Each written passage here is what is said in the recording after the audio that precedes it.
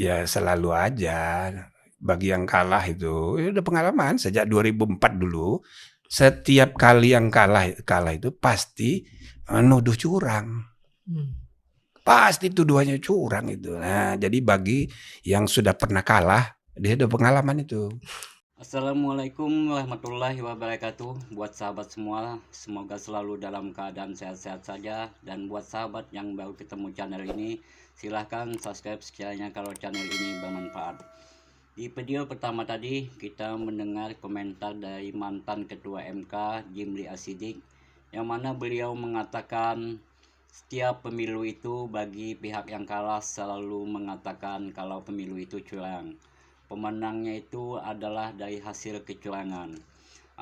Karena beliau sudah berpengalaman ketika beliau menjadi ketua MK saat itu.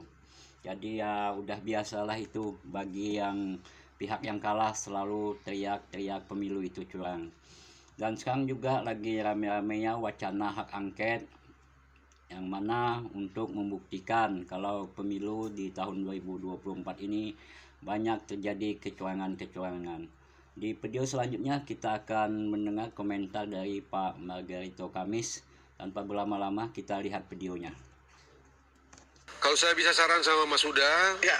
Mas punya sekjen juga saya kenal baik sama dia, Caimin juga saya kenal baik. Saran saya sampean jangan ikut campur, jangan ikut gabung dalam urusan angket ini kalau materinya pemilu. Kalau materinya berkaitan dengan pemilu, saran saya sama Mas Hasanuddin, sama Caimin, jangan ikut dalam urusan ini karena itu salah alamat. Mau temuan apapun tidak akan mengubah hasil pemilu, tidak akan juga membuat pemilu ini menjadi tidak sah.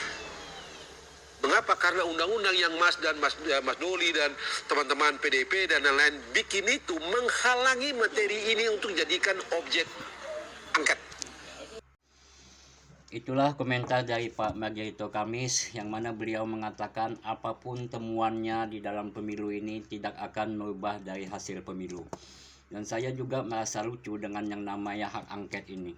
Hak angket dibentuk oleh DPR, dan di anggota-anggotanya adalah dari fraksi-fraksi partai. Yang gencar untuk mewacanakan hak angket ini adalah dari partai pengusung capres yang kalah. Sedangkan kita tahu untuk menjadi seorang DPR itu sangat membutuhkan biaya yang sangat besar. Bahkan untuk jadi DPR kabupaten aja bisa membutuhkan habis sampai bermiliar-miliar.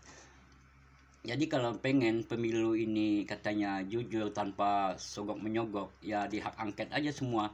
Karena pemilu ini kan bukan hanya pilpres, ada DPRD kabupaten, ada provinsi dan pusat. Apa mereka berani kalau untuk di hak angket juga para caleg-calegnya itu? Pasti mereka yang sebenarnya banyak melakukan kecurangan dengan menyogok suara rakyat untuk menjadi seorang calon anggota DPR itu. Dan baiklah, juga kita selanjutnya kita lihat video dari komentar dari Pak Profesor Dr. Yusril Izzah Mahendra. Baiklah kita lihat videonya. Terima kasih Pak Kak. Sekiranya wacana angket ini datang dari Pak Deddy Sitorus, sebab panitia angket itu sendiri dibentuk oleh DPR. Dan anggota panitia angket itu adalah fraksi-fraksi DPR itu sendiri. Dan kalau kita memang mau menyelidiki pelaksanaan pemilu ini betul-betul jujur, adil seperti amanat konstitusi, tidak curang, tidak suap menyuap, tidak sogok menyogok, itu dilakukan pasti secara menyeluruh. Tidak hanya pilpres, karena pemilu kita ini serentak. Pilpres, kemudian DPR provinsi, DPRD kabupaten kota, DPD. Dan tadi Pak Deddy Sitorus mengatakan semua ini uang. Untuk jadi anggota DPR pusat aja 20-30 miliar. Kabupaten mungkin 4-5 miliar. Jadi panitia angket DPR yang terdiri atas partai-partai itu, yang malam ini ada 3 orang tokoh. Ada Pak Pipin dari PKS, ada Pak Dedi dari PDIP, Pak Maman dari Golkar, mereka juga akan menyelidiki dirinya. PDIP dapat 19% itu nyogok apa enggak? PKS dapat 70% itu nyogok apa enggak? Golkar dapat 15% menurut quick count itu nyogok apa enggak? Kalau tadi dibilang untuk satu anggota DPR perlu 20-30 miliar, apa 19% PDIP dapat kursi itu, kalau diangkakan 110 kursi, 110 kali 30 miliar atau tidak? Bapak yang nyelidiki, Bapak sendiri mungkin. Pak Maman akan nyelidiki dirinya sendiri. Lalu apa orang mengatakan, ini cuma dagelan aja ini angket ini? Itu pertanyaan Pak. Tadi dulu Pak, saya belum selesai ngomong. Ya. Ya. Bukan mau ngambil mic, gelasnya mau digeser. Oh, silakan Pak. Saya sebagai ketua partai PBB yang nggak kebagian kursi, ya saya senang aja nonton. Ya, oh rupanya bapak-bapak ini dapat 19% nih, keluarnya 30 miliar satu orang. Ya PBB nggak dapat kursi, ya nggak satu perak pun keluar uang. Berarti ya kami partai yang paling jujur di Republik ini. Dibandingkan 3 yang hadir malam ini, Golkar, PDIP, karena angket ini digulirkan oleh Pak Ganjar, tidak didukung oleh Pak Mahfud, tapi disambut baik oleh Pak Anies. Dan fokusnya itu adalah kepada Pilpres. Saya harus katakan bahwa PKS sampai saat ini kita konsisten. Bahwa kita... Tanggung jawab Bang Deddy, tanggung jawab. Kalau itu saya bisa diuji, saya bisa ajak Prof. Yusril ke dapil saya. Bagaimana saya, ya benar. Kalau mau bilang apakah Deddy Sitorus pakai uang masuk DPR RI, ayo kita uji. Ya. Boleh tanya masyarakat. Itu diangket.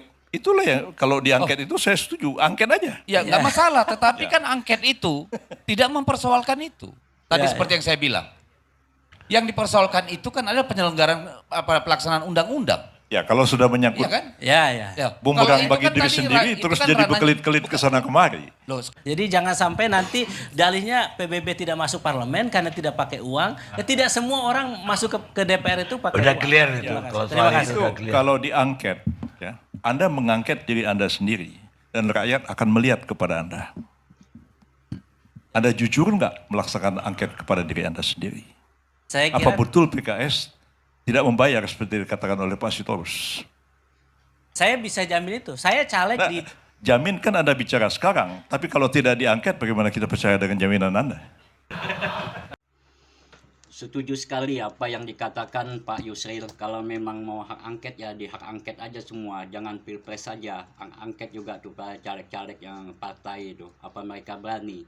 Ya kalau apa yang dikatakan oleh si Deddy Sitorus sama dari PKS itu, mereka itu merasa sok bersih aja. Mana ada cuma omong kosong kalau untuk menjadi seorang anggota DPR itu tidak menggunakan uang. Yang pasti mereka itu menggunakan uang untuk menyogok suara rakyat. Kalau tidak menggunakan uang, nggak ada yang bakal bisa, yang mau milih, kecuali ya keluarganya atau teman-teman dekatnya yang mau memilih mereka. Jadi udahlah, nggak usah merasa diri Anda paling bersih, tidak ada sogok menyogok. Jadi sebenarnya yang banyak kecurangan itu ya di tingkat caleg.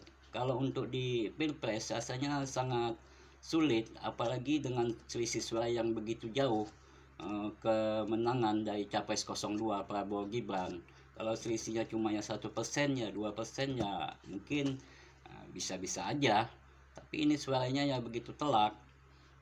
Tapi ya kita lihat aja apakah para itu DPR yang membentuk hak angket itu berani untuk menggulirkan hak angket. Karena menurut saya itu sama aja dengan senjata makan tuan, bisa bunuh diri buat mereka sendiri nantinya. Jadi itulah video kali ini.